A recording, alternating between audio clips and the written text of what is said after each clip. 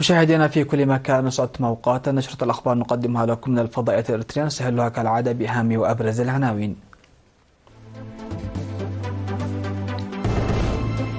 سيمينار للحفاظ على الموروثات الثقافية في إقليم القشبركة. فرع الاتحاد الوطني للمرأة الإريترية بشمال البحر الأحمر يعقد لقاء تقييميا. منتخب الدراجات الوطني يحقق انتصارات في كينيا. خلال محادثات جمعت بينهما، بوتين يدعو الرئيس الإيراني لزيارة روسيا. الصين تفرض عقوبات على 3 شركات أمريكية.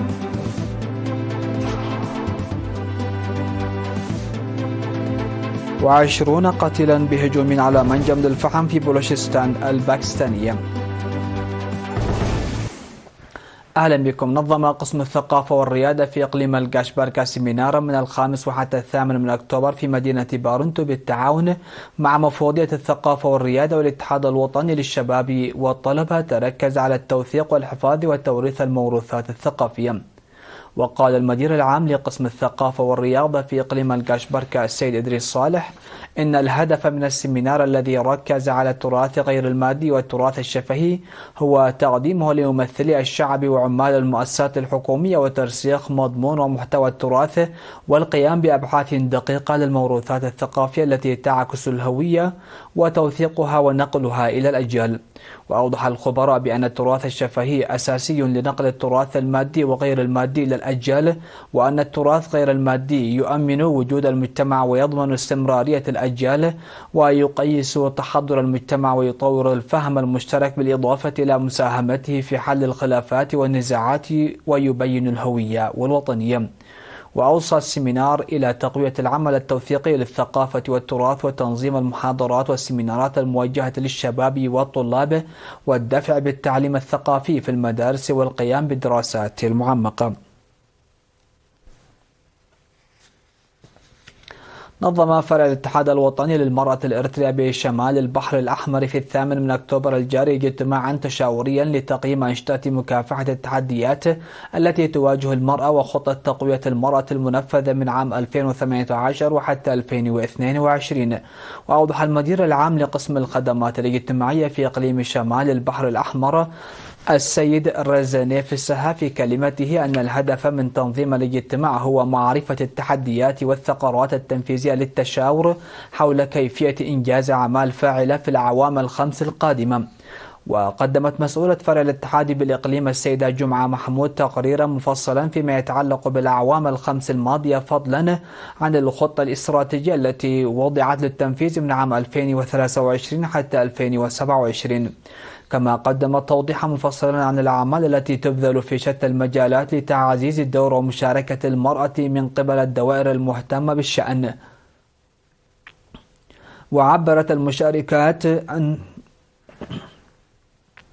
وعبرت المشاركات عن آرائهن حول تقوية تنظيم الاتحاد بالإقليم عامة ومديرية الدهلك خاصة، وتعزيز دور المؤسسات المشاركة في العمل، ودراسة طريقة مساعدة المرأة جيدا، بالإضافة إلى فرض عقوبات لممارسي العادات الضارة بالصحة العامة للمرأة.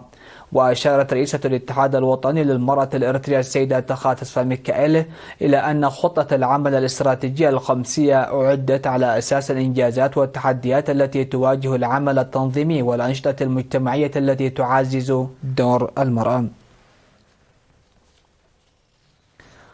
جرت في مديرية فورتو ساوا انتخابات مدراء الضواحي والمدراء التنفيذيين ضمن جهود توسيع وتحسين الخدمات الإدارية.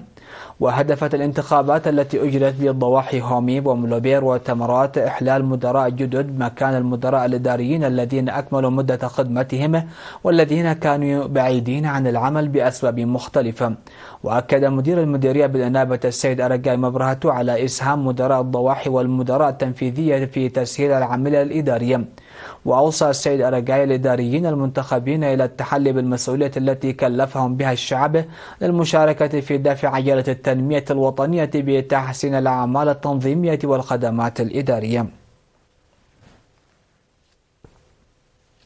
نظم مكتب الزراعة بمديرية الدرعية حملة تطعيم ضد حصبة الأبقار المعدية من 24 من سبتمبر المنصرم وحتى 8 من أكتوبر الجاري في 19 ضاحية بالمديرية. أفاد السيد تولدي ألم من مكتب متابعة صحة المواشي بالمديرية أن الحملة نظمت بعد ظهور مرض حصبة الأبقار في ضواحي مألوية ومندفرة. وناشد السيد تولدي المزارعين على ضرورة متابعة أوضاع مواشيهم الصحية على الدوام والتسارع في إبلاغ مكتب الزراعة بالقرب منهم لاتخاذ الإجراءات اللازمة.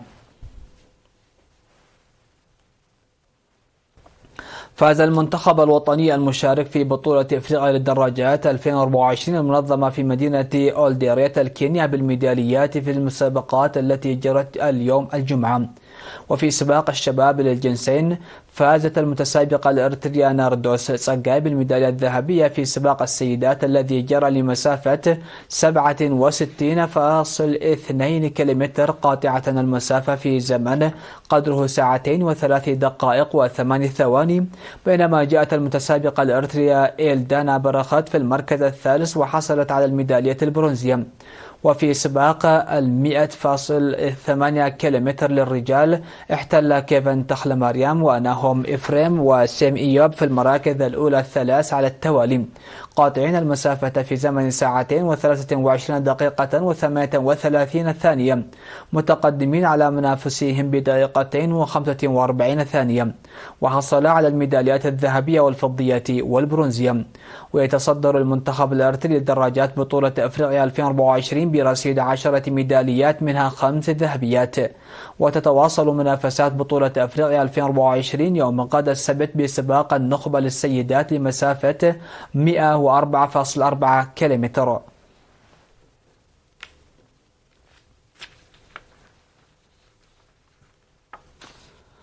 فاصل قصير من ثم نعود لمتابعة الأنباء على الصعيد العالمي.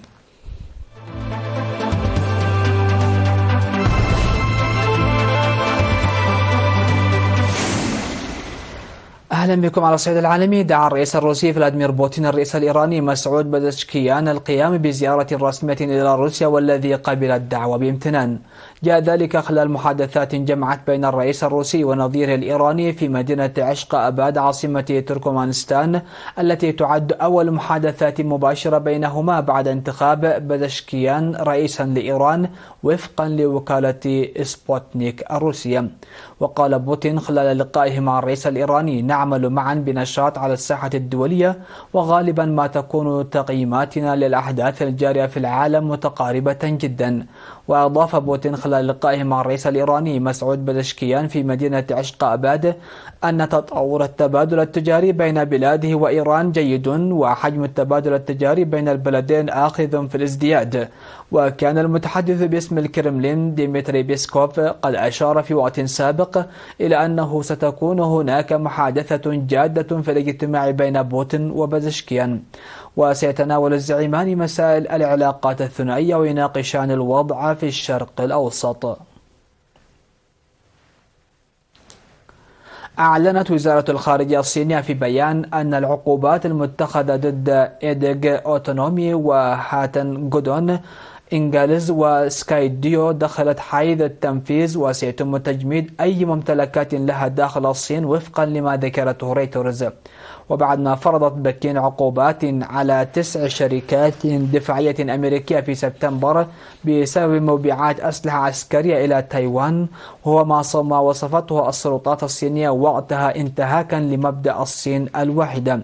يأتي ذلك ردا على قيام واشنطن بفرض عقوبات أحادية الجانب على مؤسسات وشركات صينية بسبب مخاطر الأمن القومي، بجانب التعريفات الجمركية المرتفعة التي تمضي الولايات المتحدة بتطبيقها على السلع الصينية، بدءا من السيارات الكهربائية وحتى المعادن. قتل 20 عاملا في هجوم على منجم للفحم في إقليم بلوشستان بجنوب غرب باكستان، على ما أعلنت الشرطة لدى وكالة الصحافة الفرنسية. وقال عاصم شافي قائد الشرطة في محافظة دوكي، حيث وقع الهجوم على مسافة 225 كيلومتر من عاصمة الولاية،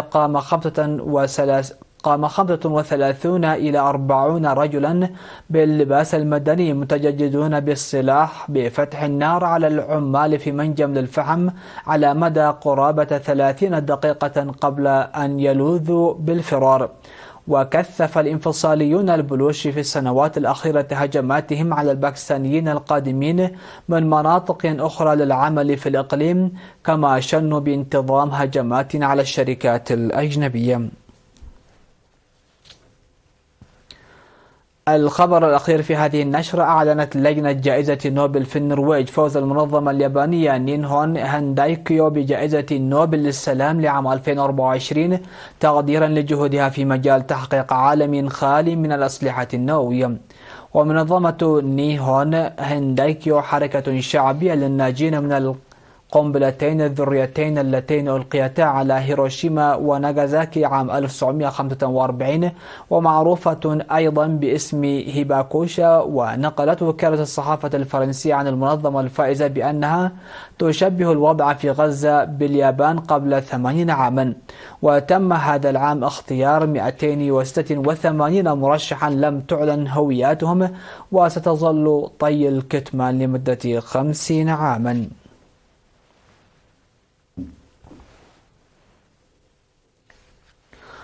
نختم نشرة هذا المساء بالتذكير أهم وأبرز العناوين. سيمينار للحفاظ على الموروثات الثقافية في إقليم الكاشبركة.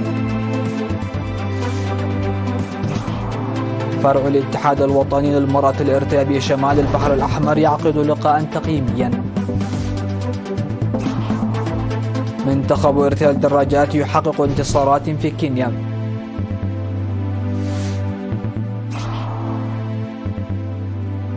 خلال محادثات جمعت بينهما، بوتين يدعو الرئيس الإيراني لزيارة روسيا.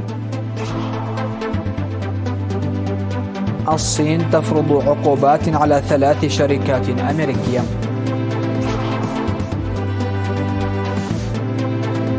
و20 قتيلا بهجوم على منجم للفحم في بلوشستان الباكستانية. انتهت النشرة. شكرا لحسن الاستماع والمتابعة، ودمتم في أمان الله.